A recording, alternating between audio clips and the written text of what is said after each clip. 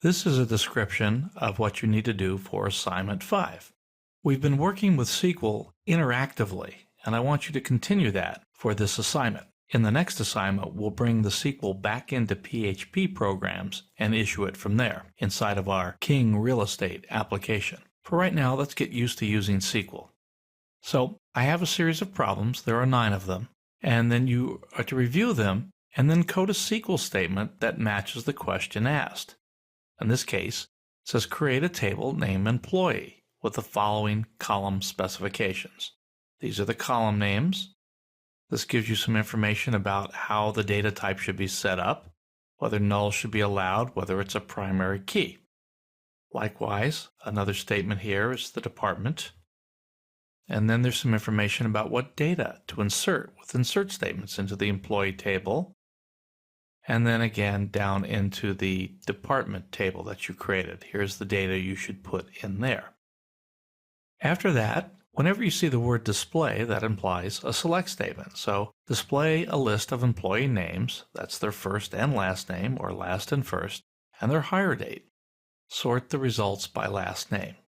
Display the average salary of all employees. You've learned how to do that with the summary functions. Now, you're going to code a SQL statement that would remove John Smith from the database. And I have a note here that says don't use his Social Security value. Now, in the real world, you're going to want to use a primary key like Social Security number. But in this case of this very simple database, I want you to use the criteria that I gave you, the name. Now, if you worked for a very large company and you removed John Smith, you would be removing probably more than one John Smith. But here, let's just do it that way. Problem 8, SQL statement that would raise everyone's salary by $1,000. You get to do a little math inside of an update statement.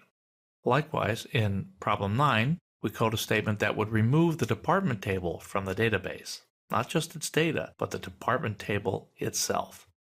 Now, this information is in assignment5.pdf, which is in your working files. And also, you will run and test out your statements using the MySQL interface for XAMPP.php and run it here in your local host. And that is also in your working files. So you can run this, click the submit button to run your statements, and you'll have a history over here. And this is what we've been using to demonstrate through all of the exercises we've done thus far here in this chapter on SQL. Okay, that ends the lesson on how to do assignment 5.